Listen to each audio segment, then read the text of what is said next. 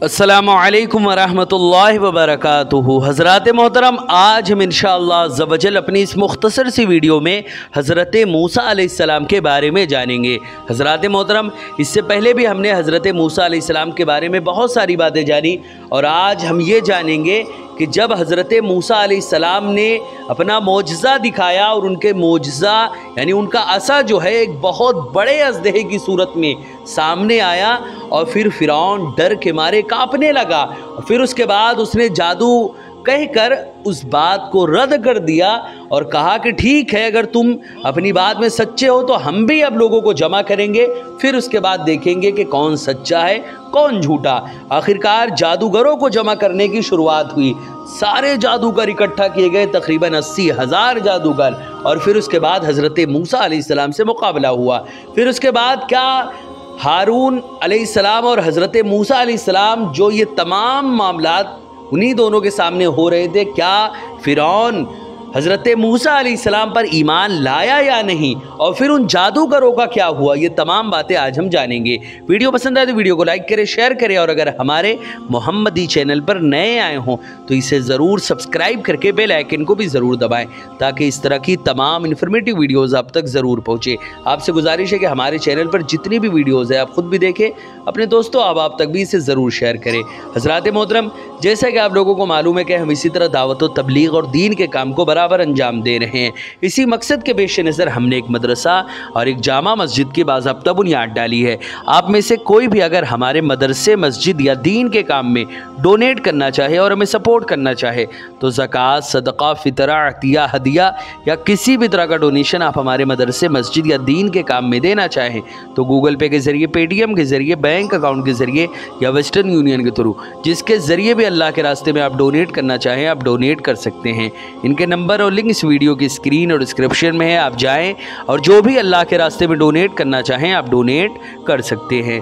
हज़रात मोहतरम, अल्लाह रब्बुल इज़्ज़त ने सूरह शुअरा में ये तमाम वाक़यात का, जादूगरों के आने का, ये तमाम जो वाक़या पेश आए इसका ज़िक्र किया। अल्लाह ने फरमाया तो जमा किए गए जादूगर एक मुकर्रर दिन के वादे पर और लोगों से कहा गया क्या तुम जमा होगे, शायद हम उन जादूगरों की पैरवी करें अगर ये गालिब आ जाए। फिर जब जादूगर आए फ़िरौन से बोले कि क्या हमें कुछ मजदूरी मिलेगी अगर हम गालिब आ जाएं। उसने कहा हाँ, और उस वक्त तुम मेरे मुकर्रब बन जाओगे। हज़रात मोहतरम, आखिरकार जादूगर मेले के दिन आ गए।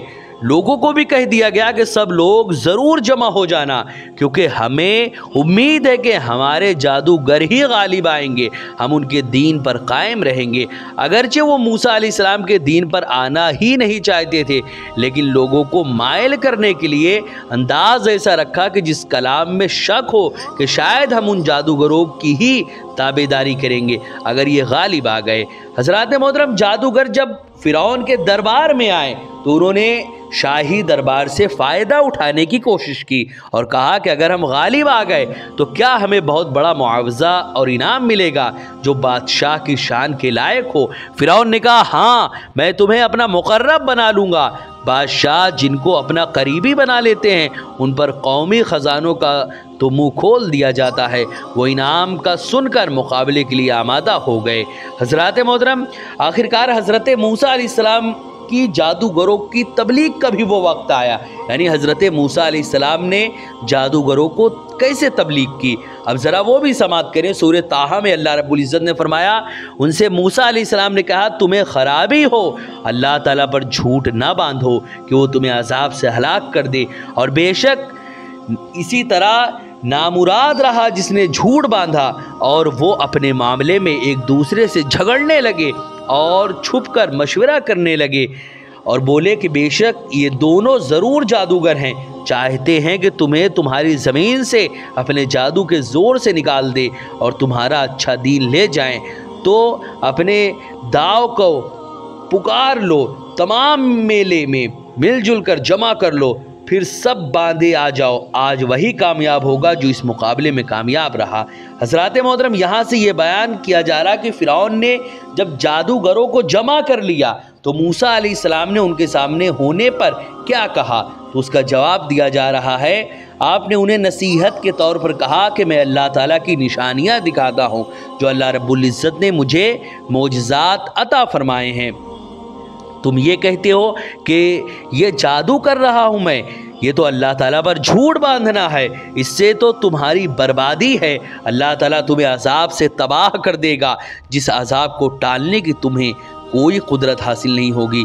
موسیٰ علیہ السلام کی اس نصیحت پر وہ سارے لوگ یعنی آپ کے کلام کو سن کر جادوگر غیظ و غضب اور غصے میں آ گئے، ایک دوسرے سے مشورہ کرنے لگے اور بحث کرنے لگے کہ یہ کیسے اسے جواب دیا جائے، اور مشورہ ان کا موسیٰ علیہ السلام اور ہارون علیہ السلام سے چھپ کر تھا کہ وہ اس پر واقف نہ ہو جائے۔ آخرکار ان کو اسی پر اتفاق ہوا کہ یہ دونوں جادوگر ہیں، یہ تو ہمیں اس زمین سے نکالنا چاہتے ہیں، ہمیں ان سے سر توڑ مقابلہ کرنا چاہیے، اپنے اپنے دھاؤں اس کے سامنے لا کر اسے عاجز کرنا چاہیے، کامیابی پر ہمیں غالب آنا چاہیے اور ہمیں غلبہ حاصل ہوگا۔ حضرات محترم، حضرت موسیٰ علیہ السلام اور جادوگروں کا آخرکار مقابلہ شروع ہو گیا۔ سورہ اعراف میں اللہ رب العزت نے اس کا تذکرہ کچھ یوں کیا کہ انہوں نے کہا، اے موسیٰ، یہ تو آپ اپنا عصا ڈالے یا ہم اپنی رسیاں اور لاٹھیاں ڈالنے والے ہیں؟ آپ نے کہا تم ڈالو۔ جب انہوں نے ڈالا، لوگوں کی نگاہوں پر جادو کر دیا اور انہیں ڈرایا اور بڑا جادو لائے۔ حضرت موسیٰ علیہ السلام نے پہلے انہیں تبلیغ کی کہ تم غلط راستے پر ہو، اپنی بربادی نہ تلاش کرو، لیکن جادوگر جب باز نہ آئے، مقابلہ پر ہی ان کا اتفاق ہوا اور انہوں نے کہا موسیٰ علیہ السلام کو کہ اب ذرا سامنے آ جاؤ، یا پہلے تم اپنا عصا ڈالو یا ہم اپنی رسیاں اور لاٹھیاں ڈالتے ہیں۔ جب موسیٰ علیہ السلام نے دیکھا کہ ان پر کوئی اثر نہیں ہوا تو آپ نے انہیں کہا ٹھیک ہے، پہلے تم ہی ڈالو۔ یاد رہے کہ جادوگروں کو موسیٰ علیہ السلام کا فرمانا پہلے تم ڈالو یہ جادو کی اجازت نہیں دی، بلکہ ان کی ضد پر انہیں پہلے اپنی رسیاں اور لاٹھیاں ڈالنے کی اجازت دی۔ ذکر کردہ بحث سے وہ اعتراض مندفع ہو گیا کہ موسیٰ علیہ السلام نے ان لوگوں کو جادو کرنے کی اجازت دی، حالانکہ جادو کرنا کفر ہے، کفر کی اجازت دینا بھی کفر ہے، تو آپ نے کیسے اجازت دی؟ اس کا جواب واضح ہو چکا ہے کہ آپ نے انہیں جادو سے روکا اور یہ بتایا کہ یہ باعث عذاب ہے، لیکن جب وہ جادو کرنے پر بضد تھے تو آپ نے کہا ٹھیک ہے، اگر اپنے کفر کی وجہ سے میرے معجزے سے مقابلہ کرنا ہی تم چاہتے ہو تو کر لو، تاکہ حق اور باطل میں فرق واضح ہو جائے۔ جب انہوں نے اپنی رسیاں اور لاٹھیاں ڈال دی تو لوگوں کی آنکھوں پر اثر کر دیا کہ وہ صحیح دیکھنے اور سمجھنے کے قابل نہیں رہی۔ اس سے واضح ہوا کہ جادو سے کسی چیز کی حقیقت کو نہیں بدلا جا سکتا، یہ صرف ایک بناوٹ ہوتی ہے۔ حضرات محترم، اگر جادو حق ہوتا یعنی ان کی کوئی حقیقت ہوتی تو یہ ذکر کیا جاتا کہ ان کے دلوں پر جادو کر دیا، یہ نہ کہا جاتا کہ انہوں نے لوگوں کی آنکھوں پر جادو کر دیا۔ حضرات محترم، بعض روایات میں یہ بھی ہے کہ انہوں نے رسیوں اور لاٹھیوں پر پارا چڑھا دیا تھا، پھر دھوپ میں رکھنے کی وجہ سے ان میں حرکت پیدا ہو گئی۔ لوگوں نے سمجھا یہ اپنے اختیار سے حرکت کر رہی ہے۔ ان کی حرکت دیکھ کر لوگ ڈر گئے، وہ ایک دوسرے کو ڈرانے لگے کہ بچ جاؤ، یہ تو سانپ بن گئے ہیں، کیونکہ کثیر مقدار میں تو خود جادوگر تھے اور پھر ہر ایک کے ہاتھ میں کتنی لاٹھیاں اور رسیاں تھی۔ اس طرح اس میدان میں ہر طرف سانپ ہی سانپ نظر آنے لگ گئے۔ حضرات محترم، اس کے بعد آخر کیا معاملہ پیش آیا؟ سورہ طٰہٰ میں اللہ رب العزت نے اس کا بھی ذکر کیا۔ اللہ نے فرمایا تو اپنے نفس میں موسیٰ علیہ السلام نے خوف پایا، ہم نے فرمایا ڈریے نہیں، بے شک آپ ہی غالب ہے، آپ ہی غالب آئیں گے۔ موسیٰ علیہ السلام نے جب فرعون کو بلا خوف و خطر تبلیغ فرمائی کہ بے شک تم اپنے جادوگروں کو بلا لو، تو ڈرنے کا مطلب کیا ہو سکتا ہے؟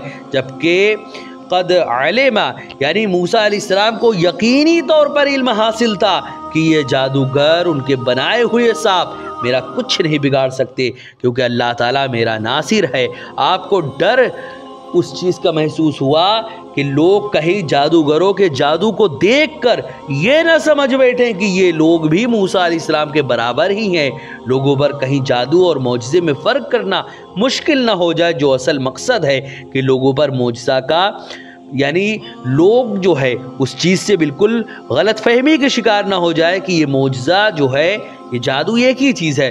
جو اصل مقصد ہے کہ لوگوں پر معجزہ کا غلبہ واضح ہو جائے، وہ فوت نہ ہو جائے، بس صرف اسی بات کا خوف تھا۔ حضرات محترم، اللہ رب العزت نے فرمایا اے موسیٰ ڈریے نہیں، بے شک آپ کو ہی غالب آنا ہے اور آپ کو ہی غلبہ حاصل ہوگا۔ یعنی جادوگر خود ہی اپنی شکست جب اعتراف کر لیں گے اور آپ کی حقانیت تسلیم کر لیں گے تو مقصد پورا ہو جائے گا۔ حضرات محترم، آخرکار اس کے بعد کیا ہوا؟ سورہ اعراف میں اللہ رب العزت نے اس کا بھی تذکرہ کیا۔ اللہ نے فرمایا ہم نے موسیٰ کو وحی فرمائی کہ اپنا عصا ڈال دو، تو ناگاہ ان کی بناوٹوں کو نگلنے لگا تو حق ثابت ہو گیا اور ان کا کام باطل ہوا۔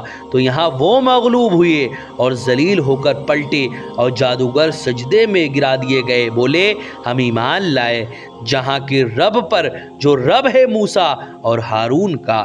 حضرات محترم، وحی کرنے سے مراد حقیقی وحی بھی ہو سکتی ہے اور الہام بھی، یعنی ہو سکتا ہے کہ اس وقت آپ کے دل میں القاء کر دیا گیا ہو کہ آپ اپنا عصا ڈال دیں، وہ ان کے جادو سے بنائے ہوئے سانپوں کو نگل جائے گا۔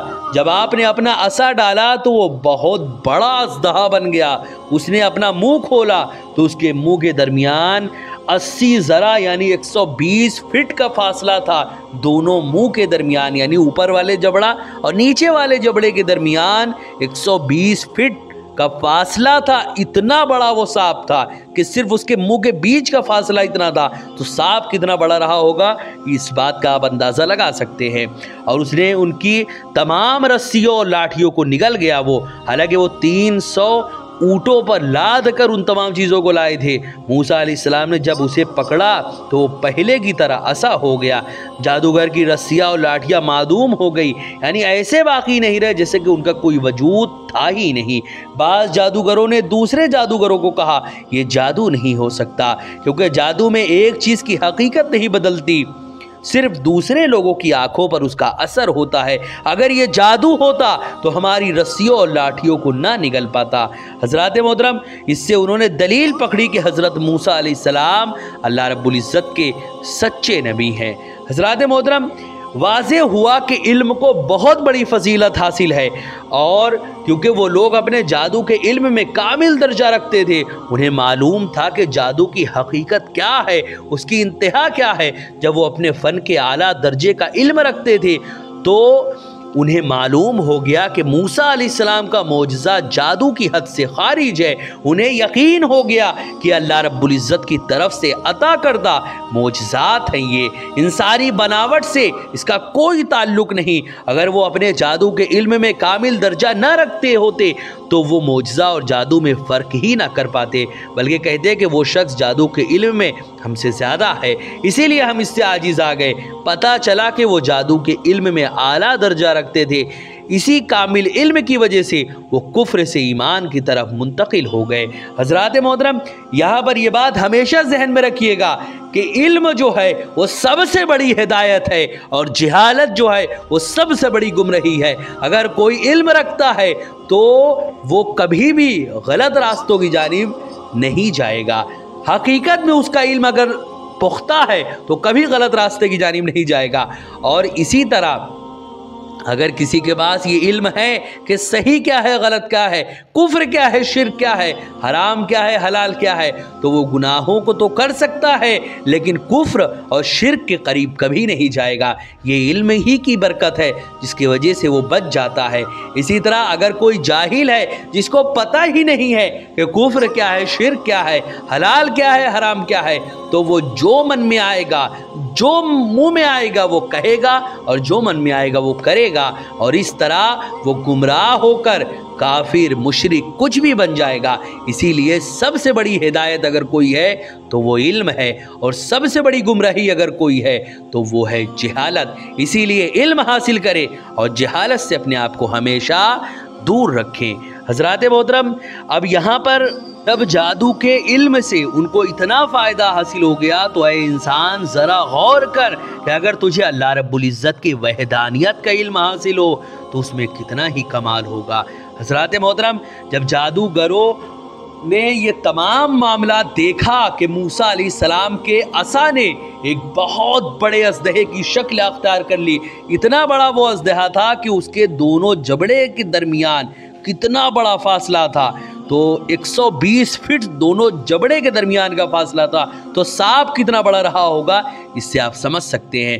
جادوگروں نے جب یہ معجزہ دیکھا تو آخرکار ان لوگوں نے کیا کہا، کیا وہ لوگ اسلام قبول کیے یا نہیں، اور پھر اس کے بعد فرعون کا کیا ہوا، اس نے آخر اس کے بعد کون سا ہتھ کنڈا اپنایا، یہ تمام باتیں انشاءاللہ ہم اگلے ایپیسوڈ میں جانیں گے۔